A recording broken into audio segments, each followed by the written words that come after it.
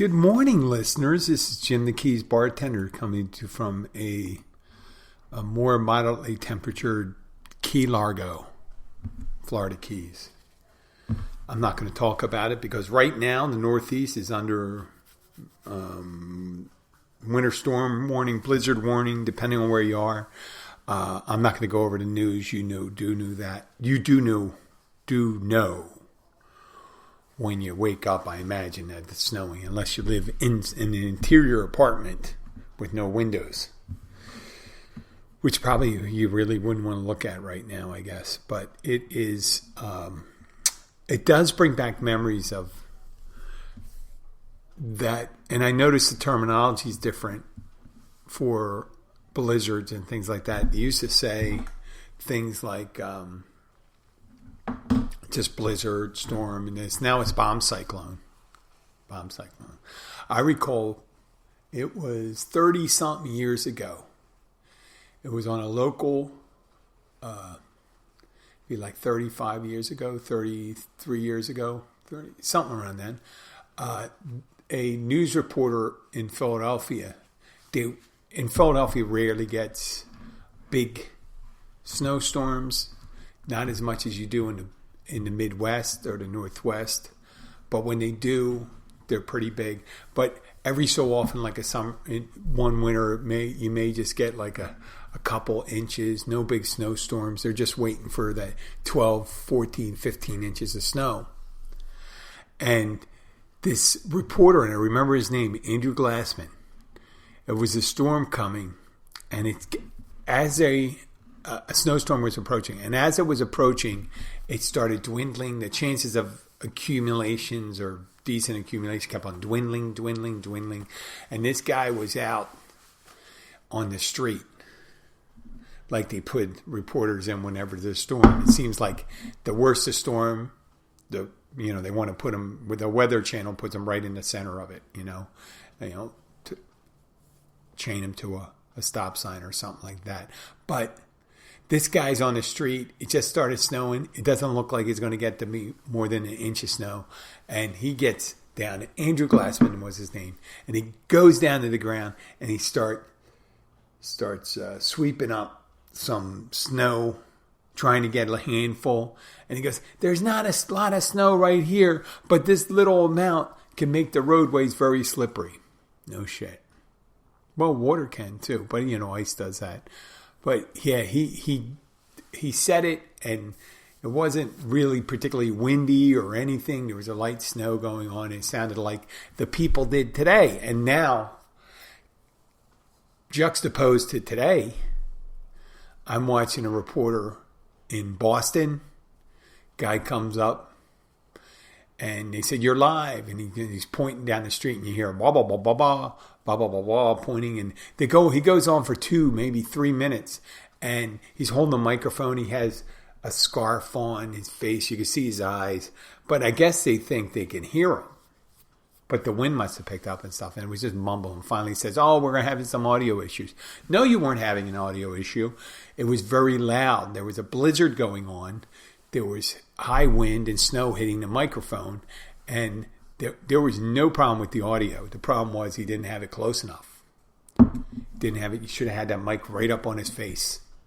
And he wasn't wearing a scarf. The guys that are wearing scarves now, these reporters are outside and they're like 10 feet, They're not wearing masks and stuff like that. They're wearing it because it's cold and it's windy. It's like 15 degrees. And it's interesting how they get people and they say, well, let's say it's a human interest story. They're in New York City. They got someone, it's 15 degrees and it's snowing. And they said, this gentleman's jogging through Central Park. No, he's not. He was jogging. And you see him in a workout outfit. He's got his face all covered up. And he's just standing there freezing. And he's probably figuring out at the time, he goes, oh, I'm on CNN. But I got all this clothes on, so no one's going to really know who it is. He just say his name. His name could have been Robbie or something like that. He's standing there freezing because, you don't dress warm when you're running. You dress so when you get warm, you're not sweating. If you get that concept, you don't want to be dressed as if you're going to be sitting around and when you're working out. You're dressing so that you can work out. So you're going to have some. He had kind of reduced layers, and he's just standing there freezing, thinking, "What the fuck am I doing?" And no one's going to be able to see who I am. I'm going to be on CNN, and I'm all covered up. I recall that going through those storms. I do, and it is significantly different from the hurricanes. Maybe not by the preparation, because you always put up some foodstuffs. You get things ready. We had in our house up in Philadelphia, the one I grew up in, had gas heat. They had a space heater in the basement. We used to have that sucker going all winter long.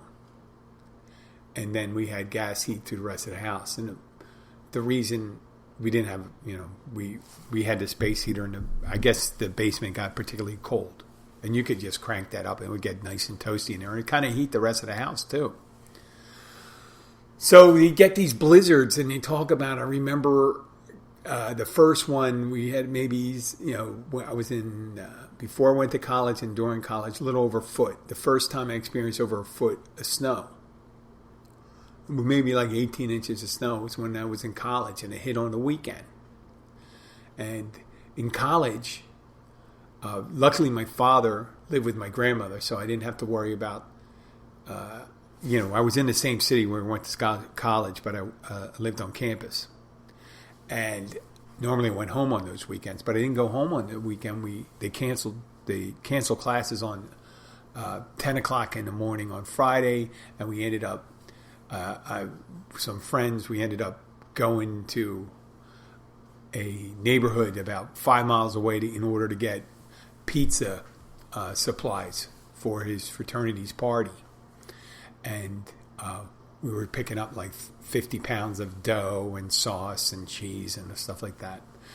And on the way back, you just started seeing the shelves started emptying. You see bread, butter, milk. That's always bread, butter, milk. Just like happened during the hurricanes and things like that. The first thing, peanut butter, tuna, corned beef. I was a big corned beef hash guy. That's what I loaded up in Philly whenever, I thought maybe we could get snowed in. I know I could survive on corned beef hash, Hormel chili. Spam. Lots of spam. Not so much tuna, but a little tuna. And rice. And these are the things, you just go for the food staples, the things you don't, because you're not going to be able to go. And you're in college, so I'm in college at that time, so I wasn't going after broccoli or asparagus or things like that. I was just thinking calories. Contraposed to as I got older, when a storm would come and when I was drinking, the first thing you get is liquor.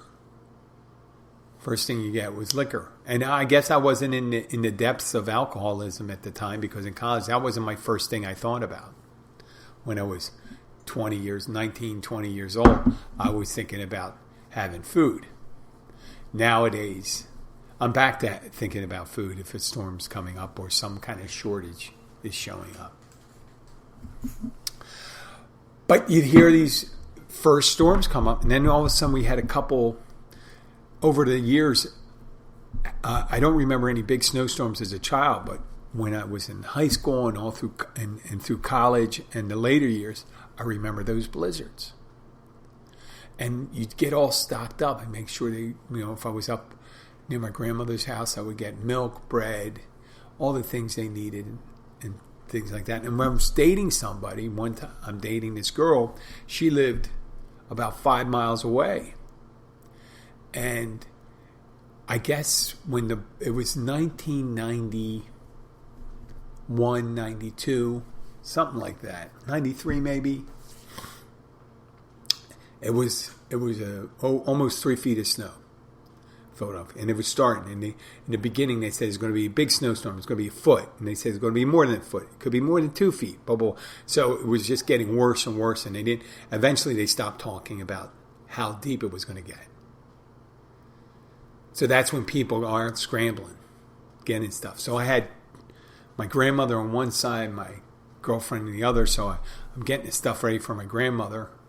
And there's a major artery between about 4 miles from our houses. And that major artery, it was called Woodhaven Road. It connected Route 1 to 95. And they always kept it clear, and it was pretty good. But you know what? Getting off at the end of the line, Woodhaven Road started at I-95. If you're familiar with Philly, it's not really important. It started at I-95 and ended up on the far western part of Northeast Philadelphia. And it would take you to near Bustleton Avenue, near where my girlfriend lived. So I had decided right at the height of the storm that I had got my grandmother ready, and I prepared everything. Then I was going to go and get stuff and make sure my girlfriend had stuff. She was the last one. So I'm going off the road. I could barely see on this Woodhaven Road exit, this Woodhaven Road thing. It was just, I couldn't see a mile. But I get the exit ramp, and I just realized as I'm going off the exit ramp, it's one of those long looping ones, that I can't see the road. And I can't see the reflector markers on it, or the guardrail that protects the ramp from going people driving straight on the Route 1. Everything's covered up. It's falling so fast at the time. It was like big clumps of snow coming down. So I'm just going into this driving mode. I'm driving a Pontiac Bonneville. It's a sedan, front-wheel drive. And I'm going down the ramp, and I said, if I stop, because there was nothing, if I stop anywhere, I'm not going to start again. And I'm going to be stuck here. And there was no one around me, so I guess everyone else figured out that was pretty smart. And this is part of the city. This is in the city of Philadelphia. This is in a suburb. And I'm just going around this loop, and I said, if I get stuck or stop, I'm going to be stuck here for a while. Because I'd hate to have to explain to a police officer or someone like that why I got stuck and what I was doing there. So I know when you're trying to imagine what something looks like a loop, that you hardly ever remember the dimensions of something. You're always either imagining it wider or narrower, but I'm imagining this loop because I can't see anything and hoping I could stay on it, because I figure my car would get stuck on a guardrail or something like that if I wasn't careful. But I'm going down 30 miles an hour because I don't want to slow down, because I don't want to lose traction, all this stuff. So I can continue it and make it all the way there, and barely make it up the connecting road that makes it to my girlfriend's house. And then I parked and unloaded the car. And then I didn't drive for 3 days because there was so much snow. They had no place to put it. They had no place to put the snow. They kept on plowing it. They were plowing in sidewalks. They were plowing in driveways and things like that. They were hoping for... It was such a heavy snowfall that it took so long for it to just melt. They usually, with snows in Philadelphia, you see in a couple of days you get some major melting. People driving on the road, it gets all slushy. It was days. It was 3 days, and we're working on the roads. The first day we're trying to clear the road. The road was still blocked in front of the house, and it was a bus route. When there's bus routes, they usually clear that. But the secondary roads, the main roads were clear, but the secondary roads were not cleared, and the residential roads definitely weren't clear. So at those times, the reaction, like in a hurricane, you normally evacuate during a hurricane. There's no evacuation for a blizzard, right? You can evacuate like they do in the Northeast. They go to Florida. But right now, with this cold front moving in, northern Florida's frozen. Knowing in Jacksonville, the freeze warnings and stuff like Orlando, there could be a freeze going on in Orlando. That's unusual.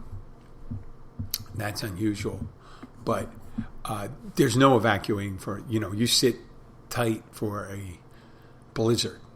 And if there's a bar open, it's funny. The one thing that is similar with hurricanes was they have parties. You go in, there's nothing to do. You're not going to work and stuff like that. And you just drink. Just drink. You're stuck in a house. If you have the wherewithal, you go out, you trudge through the snow, you put on your boots and you go and walk. And when it's so bad, when it's up to it's above your knee, the snow, a lot of times people won't even go out. But I don't miss that as much. I can't imagine what it's like now. I haven't done this in a while. I went to the gym today, and it was in the 50s. And I remember going in the snow and stuff like that. It's just surreal when the weather is so unlike weather down here. When it gets dry and cool, and it's going to drop in the 40s. And you don't see the iguanas. Iguanas just be the birds. You don't see the birds out. We got bird feeders. There's nothing there. Nothing there. And the tourists, there's nobody popping down from Miami. You do have people that flew in. They're down here. But, I guess it's either here at 55 degrees or up in up north with below freezing temperatures. In the teens and the single digits. I mean, it's all relative. I appreciate that they would enjoy it, but they can't do the things that they wanted to do down here. I wanted to talk about the noise, though. The thing that really brought back was when a blizzard or something like that, and you have to talk to someone. No, snow is such a noise dampener. When you went out when a whole area is blanketed with snow, it's like there's no echo. If you got soft snow, just your sound carries, but there's not an echo. It's not bouncing off any hard objects, not off any buildings and things like that, because you have snow and it's absorbing sound. And it's just muffled. Well, working last night at the restaurant, we had a band that hasn't been there in a long time, a popular band for our neck of the woods, Cody James and the Keybillies, kind of country, bluesy rock, southern rock kind of thing, folksy, but pretty cool band, very good band, and it was very busy, and it gets very loud. And it's very loud behind the bar, and whenever anybody starts... I can hear my name shouted, pretty much that. I can hear my name shouted. And unless I'm looking at someone, when they're in the middle of it, when they're playing and everyone's talking and the people are seeing, you know how it is, when there's noise, the people are communicating, so they try to overtalk the noise, so it piles on each other. And sometimes in the midst of that, I'll hear the phone. I'll hear the phone ring. But if it's real busy, this is the truth. I can get in trouble for this, probably saying it. I can't answer it. Because I can't hear. And I'm so busy, I can't walk outside and take the phone and just let everything pile up. I had glasses all over the bar. I had to wash my glasses.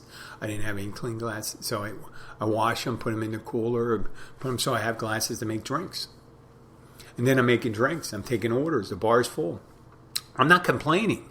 It's just the way it is. I mean, if I took the phone call, it would sound like this. Hi, thank you for calling to so-and-so. Could you please hold? And that would be it. And then they'd be sitting there for a while and no one would talk to them. Because I'd have to wait till someone comes up or I'd have to leave. But I'm already behind. So it's important. I know it's important to answer the phone and things like that. But if you're not going to hear the person, it's like, what's the use? People say, I heard them pick up the phone, but he kept on putting me on hold and dropping off. And the next time I would be available would be an hour and a half. So I hear the phones, and I hear someone call my name at the bar. Be a regular or someone who gets, no, Jim. And he'd come over. And usually it's an order or to say something, but you don't know readily. And some people, if they've been drinking for a while, they don't tend to enunciate with uniform, let's say a uniform methods, because they're talking and you're looking at their mouths and I don't know if the sounds, what they correspond with. Are you ordering food, talking about the weather, or some obscure sports fact? Because I can't hear anything. So what I do with this sometimes, I get people, they'll start talking and they'll wave me over and they'll say blah, blah, blah, blah, blah, blah. And then I go, mumble dog talk to the banana patch. And they go, huh, what? I go, exactly. Shoe tissue, banana ribbon, ball cheese. And the person goes, I can't hear you. Exactly. I don't hear anything. I just said nonsense to you. And they still can't hear me. I said, there is a certain protocol for when it's real loud. And it's looking at the person, looking at their lips, forming the words purposely, pointing at the menu. I mean, the only thing, obviously, if I was a signer, that would be awesome. An awesome situation. There. And some people you hear when they're talking, they're making the sound you hear. We want the check, or sometimes people want the check and they want to order. So that gets confusing sometimes. They go like this, they do that the V thing, check. But sometimes they go with the hand just pointing down, the forefinger and the thumb, and it's more like, could you write down an order? They're pointing down like they're pecking at something, raising it above their shoulder, and they go, I don't exactly know. And I'll just say, we can write it down, but what I do is I come up close to them, I look at them, I ask them a question, what do you want? And then I'll ask them other questions about it. If they said, do you want the dinner or the lunch? Do you want this or that? And then you hear it. And then I repeat it back. Did you hear what I said? Did you hear everything I said? Yes. Because it's interesting, though, how loud it is and how much you think you should screw up the order. I've made mistakes. But it's very unusual when it's really, really loud for me to make a mistake, because you have to make such an effort to make sure that you got it right. So it's one thing, it's hard to get an order, and second of all, you're getting it better. So maybe I should be doing that more often. In all things, not just getting an order of food. Obviously, there's miscommunications in lots of things. I mean, I can imagine architects and law enforcement, all these things. You got to really be careful with that stuff. Finally, I want to finish. The title of the show is Captivate. Captivating. You ever get that moment when you're doing something, you're driving down the road and you see something undescribably beautiful, and then you just look at it and you got to pay attention to either pull over the side of the road or just like refocus, because it's something, a vehicle, a scene, a song you hear in passing, indescribably beautiful, a piece of art, a painting, something that just grabs you and it takes you. Captivating means capture, to capture your attention through attraction. Captivating in the Middle Ages meant when you captivate someone, you took them prisoner. But nowadays it evolved into, when you captivate, it's usually something that's positive. It's something beautiful, and it mainly involves people. When someone's captivating, when they come in, a man, a woman, and they're just one of those people that just catch your attention. And when that happens, whether it's a view or a piece of art or a song, there's things that happen around you, like the noises that happen around you kind of fall away. An activity that's going on, it's more of like some things are happening, but you're focused on that, what's in front of you. And you're just thinking, wow, I'm not really thinking anything right now. I'm just focused on this person. You're just, wow, and people are trying to talk to you, and they're trying to talk to you, and you're just that way. That way. It sucks when you're at work. And there's some people, when they're doing things, they don't get that reaction. You know, when you're in the zone, you're in the site, but every so often, a song or a vision or anything gets your attention. It's so hard to break that. It's so hard to break it. It's almost, and there was a scene from Seinfeld where Elaine's dating this guy, and every time the song by the Eagles, the band the Eagles, called Desperado would come on, he would just tell her to be quiet.